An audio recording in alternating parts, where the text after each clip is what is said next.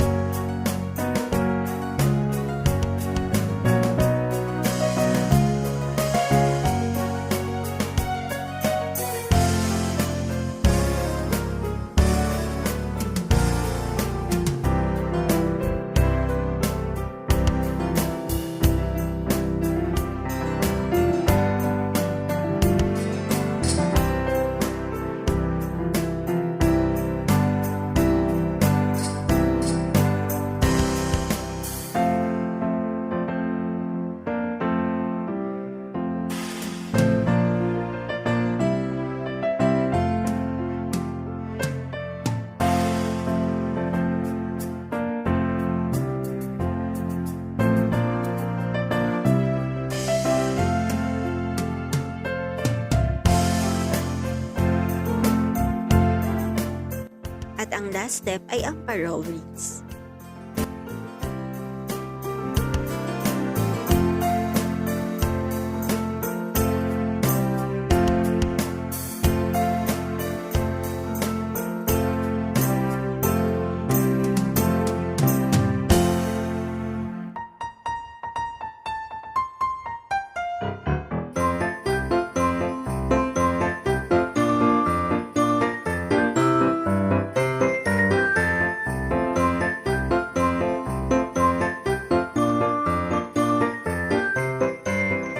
Nagawa na natin ang mga parts ng parol, ready na tayo mag-assemble. Mag-i-start muna tayo dito sa ating parol ring.